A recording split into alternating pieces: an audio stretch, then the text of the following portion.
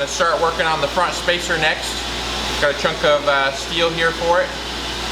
Start cutting out the tang slot for it, get it surface ground, and then we could probably move on to fitting the walrus ivory handle.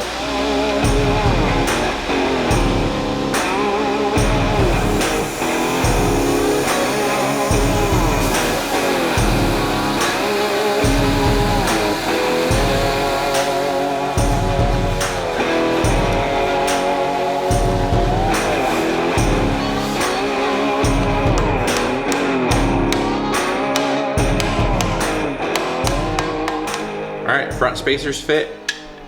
I'm gonna surface grind it real quick, and then I think the next step will be to start fitting the walrus ivory handle.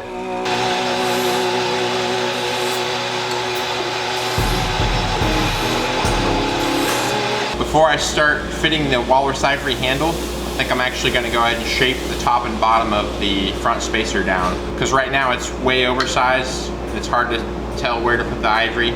Putting the square on here allows me to get a nice square line onto the front spacer based off of the ricasso, and then I can grind up to it, and then the top and bottom of the front spacer will be square with the top and bottom of the ricasso and even with it.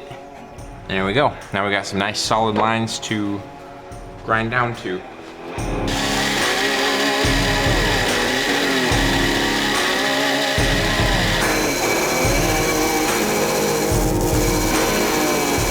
I left just a tiny bit of material on the top and bottom of the front spacer, because later when I go to round the sides and everything, I'll probably end up dusting the top and bottom, so I like to leave myself a little bit of room there.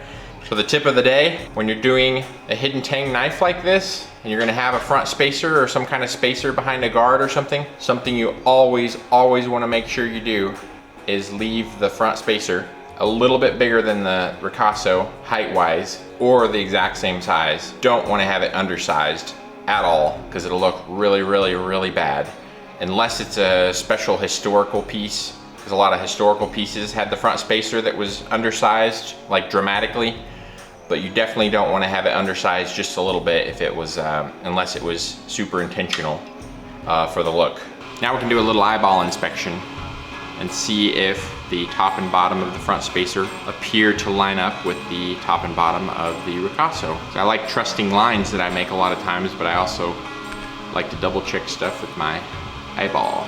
Okay, now we're ready for the fossil walrus ivory to be fitted to the blade. So the first step in fitting this walrus ivory handle is, you guessed it, to make things flat and to draw lines. So the first thing I'm doing here is making some flat parallel sides on this. And sometimes you can't do it because the ivory has got too much taper on it and there's maybe not enough room to work with the core on the inside, but this one's got nice thick walls on it and the core is gonna be out of my way, I believe. So I'm gonna take this jaw from my milling machine vise. It's nice and square and flat, and I'm gonna just lightly tack this ivory down to that, and then I'll be able to chuck it up in the milling machine and surface this so it'll be perfectly flat.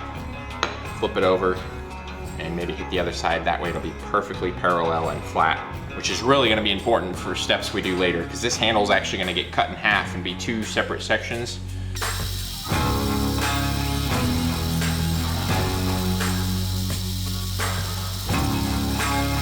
All right, will the ivory break apart badly?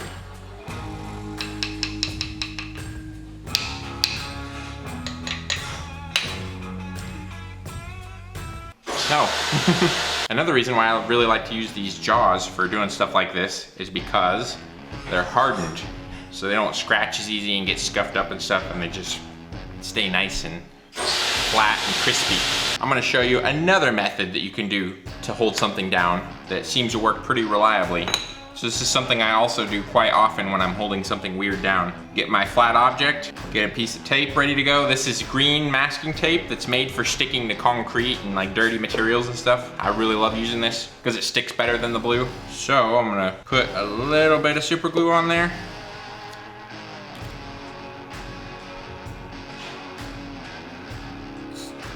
Put that tape on there. And push that down flat like that.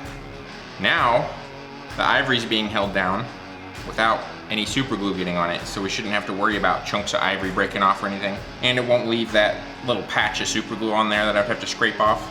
Gotta be careful with this though. Sometimes that tape holds better than you think it will, and it can be really hard to get the piece off. I did this exact same method with mother of pearl one time and surface ground it, and then it took me like an hour to get the mother of pearl off because it was a much smaller, thin piece, you know, compared to this giant piece of walrus ivory. And I thought I was gonna break the mother of pearl getting it off. It was so hard to get it off the tape, and the mother of pearl's pretty delicate. Okay, well, let's see if, I've never milled anything that was just held on with tape. I've done this kind of thing on the surface grinder, like I said, with mother of pearl, and I've done this kind of thing while I'm hand sanding or something like that, but I've never done it while I'm milling like this. So here we go.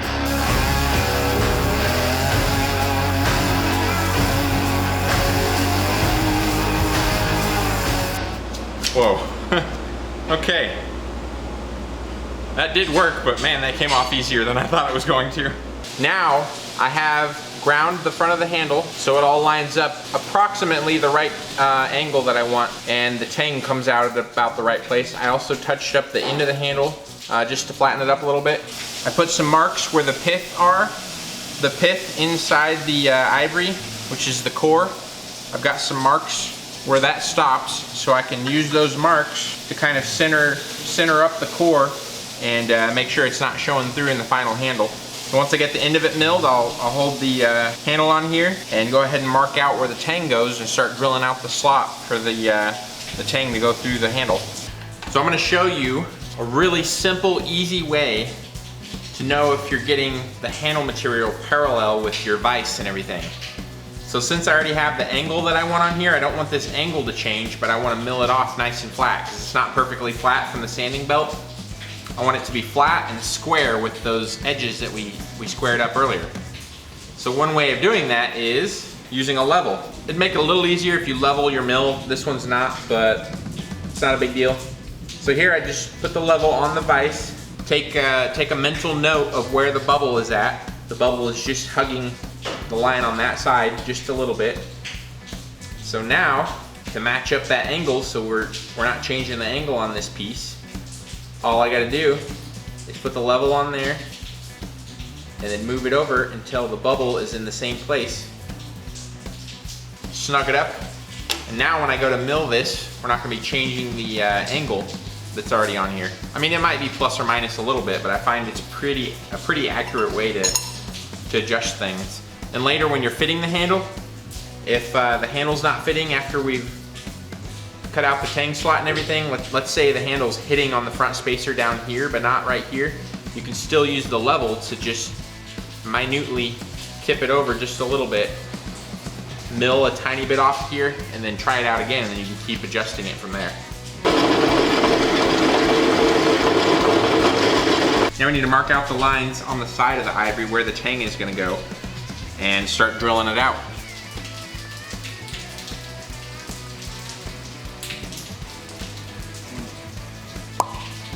So I'm transferring these tang lines that are on the side of the handle. I'm going to transfer them over to the end of the handle. And that'll just help me make sure I'm drilling in the right place. There's no extra length to this handle material, so I don't want to really lose any more than I have to lengthwise. That's why you see I'm only using a pencil on the end of the ivory right now. Because if you use a Sharpie, the ink soaks in a little bit and you gotta grind that off later. If it's like towards the edges where you'll see it on the handle.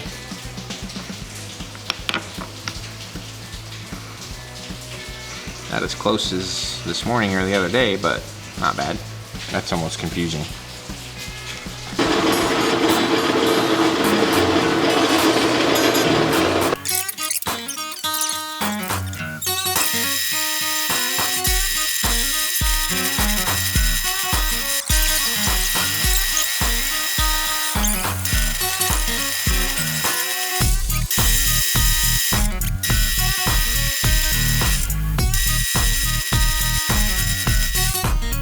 So the way I line up the drill bit to get the right angle going down through the handle and to follow the tang slot the direction we need to go. So I've got my line on there where the tang goes. I stick the drill bit down. A lot of times I'll turn the drill on too, just so you can see it a little bit clearer, but I don't want the noise right now. So yeah, this is how I line it up. I just line it up and then I try to get really square with it. Square up my eye and look down it.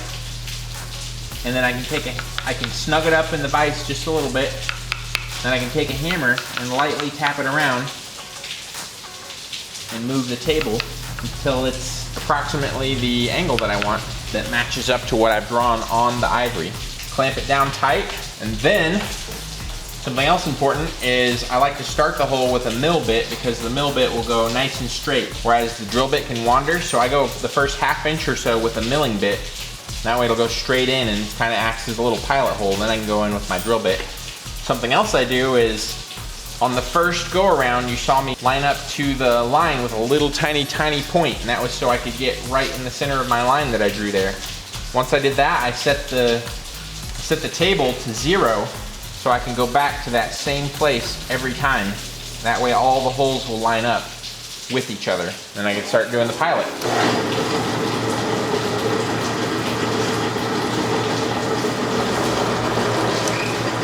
Now that I've got the initial holes in here, I'm going to start connecting the holes sideways with the drill bit. Thought it would fit on there further. Well, maybe it'll fit if we just hammer on the end really hard.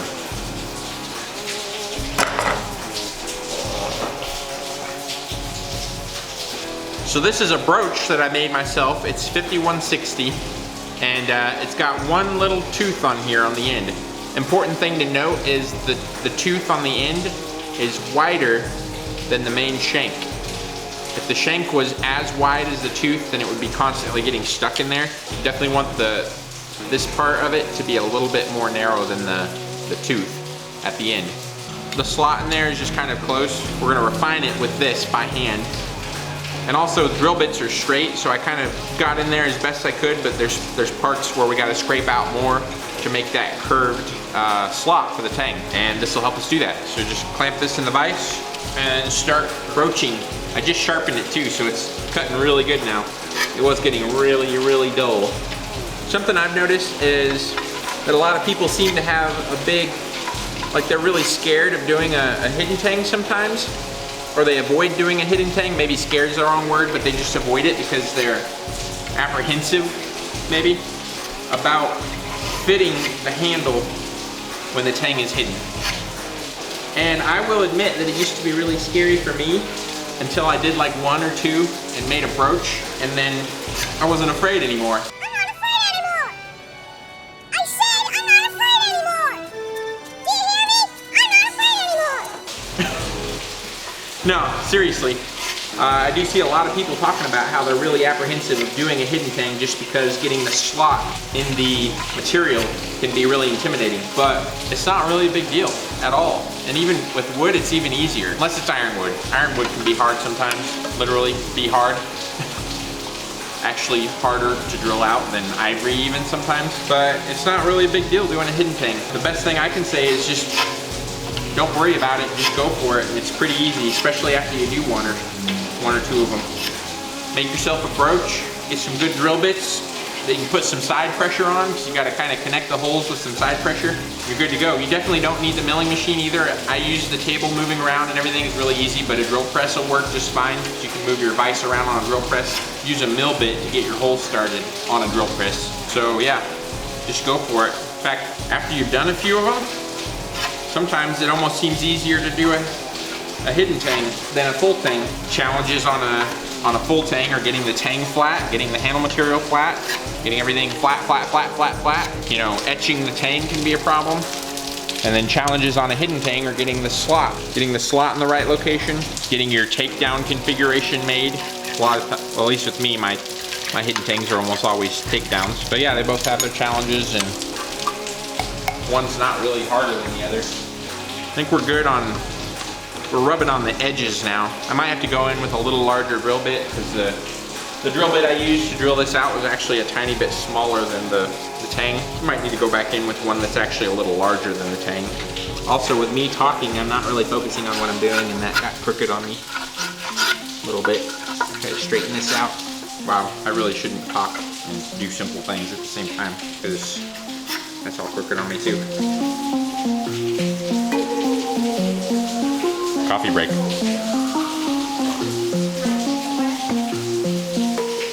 I'm trying to grab it, spin it in my hand when I do this before, and really hurt my hand. Could have broke a finger or something.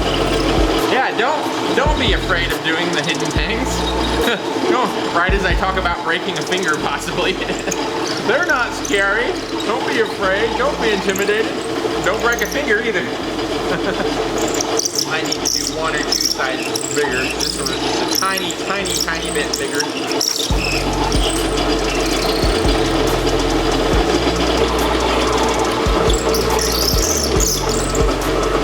Hitting on the side in the middle, down in there a little bit. Try to use the drill bit to carve away a little bit at the side.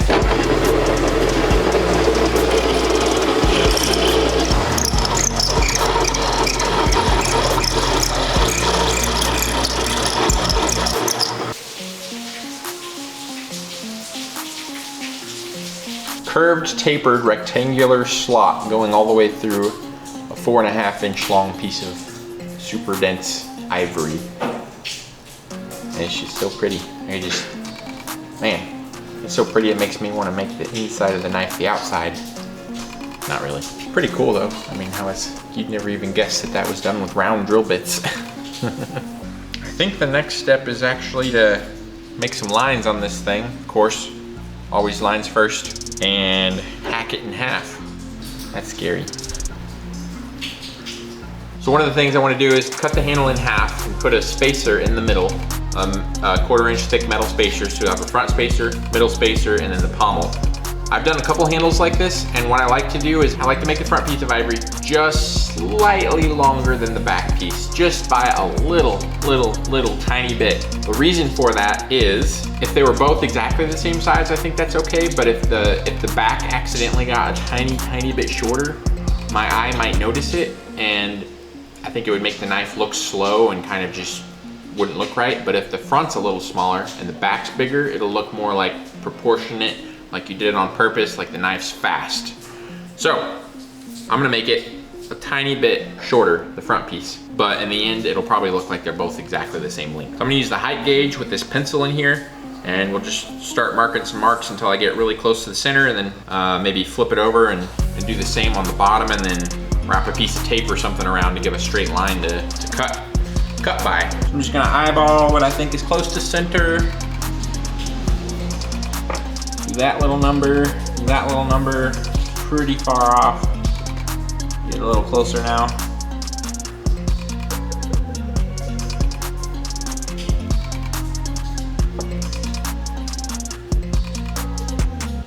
There we go. Now do the same for this side. We gotta adjust it because this is a lot taller right here than it is right here. And whatever the angle difference is in between here and here, I wanna split that in half where the center spacer is going. Ooh, yeah, got that one. Got that one. Right on the money.